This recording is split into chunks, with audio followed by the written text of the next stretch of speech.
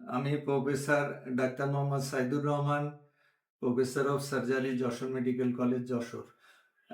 আমাদের সামনে দেখতে পাচ্ছেন যে কামরুল সাহেব নামে আমাদের একজন রোগী বসে আছেন।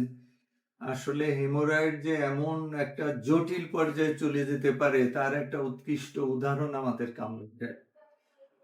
সেটা হলো যে উনি 10 বছর আগে একটা হেমোরয়েডের অপারেশন করাইছিলেন।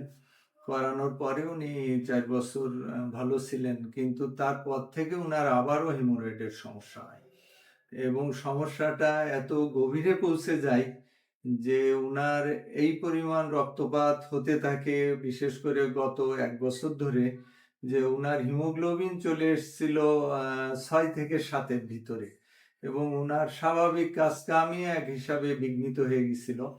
তা কামরুল সাহেব আমার কাছে আসলেন, আমি পরীক্ষা নিরীক্ষা করলাম এবং এটা 4 ডিগ্রি হেমোরয়েড বলে, হিমোরয়েডের সব থেকে যে বড় ধাপটা। তারপরে আমি ওনাকে চিকিৎসা দিলাম, 10 থেকে 12 দিন ওনার চিকিৎসা নিল। নেওয়ার পরে ওনাকে গত পরশুদিন আমি লেজার করছি এবং এখন ইনশাল্লাহ কামরুল সাহেব কিন্তু ভালো। এখানে আরেকটা মজার ঘটনা আছে যে উনাদেরই এক আত্মীয়, একজন ফিমেল পেশেন্ট, সে 4 মাসের প্রেগনেন্ট ছিল এবং ওই প্রেগনেন্সি অবস্থায় তার এই পরিমাণ ব্লিডিং শুরু হয়েছিল যে সেও প্রচণ্ড দুর্বল হয়ে যায়। পরে আমার কাছে আসে, আসার পরে তাকে আমি লেজার করি এবং সে কিন্তু পরে তার ব্লিডিং বন্ধ হয়ে যায়, তার বাচ্চাটাও সুষ্ঠুভাবে হয় এবং সে এখন সুস্থ আছে এবং তার সেই সমস্যার কারণেই ওদের সাথে আমার পরিচয়, সেই সূত্র ধরেই আমার কাছে এসছে। তাহলে আমি আপনাদের যে ইনফরমেশনটা দিতে চাই যে আসলে অনেক কমপ্লিকেটেড হেমোরয়েডকে আমরা লেজার দিয়ে খুব সহজে আমরা তার সমাধান দিতে পারি, যেটা ওপেন অপারেশনে করাটা খুবই রিস্কি এবং করা সম্ভব না। তা কামরুল ভাই, আপনি একটু বলেন যে আসলে আজ আপনি কেমন আছেন? আলহামদুলিল্লাহ, আমার খুব ভালো লাগছে। খুব ভালো আছি বলে মনে হচ্ছে।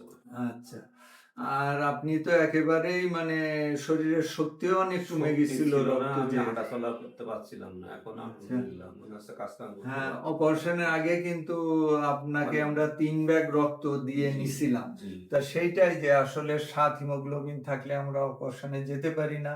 আমরা 3 ব্যাগ রক্ত তার শরীরে দিয়ে তারপরে কিন্তু আমরা অপারেশনে গেছি এবং এখনো পর্যন্ত ইনশাল্লাহ কামরুল সাহেব ভালো আছে। ভবিষ্যতে আবার কথা বলবো, আবার ফলো আপ করবো যে আসলে উনি কেমন থাকেন। আপনি তো এখন ব্যথা আছে কিনা আপনার? ব্যথা খুবই সীমিত। খুব সীমিত, ব্যথা নাই বললেই ব্যথা নাই চলে। বললেই চলে। তা সকলকে ধন্যবাদ। আমরা কামরুল সাহেবের সাথে আবারও কথা বলবো, আবার ওনার একটা ফলো আপ করবো। সকলে ভালো থাকবেন, সুস্থ থাকবেন। আল্লাহ হাফেজ।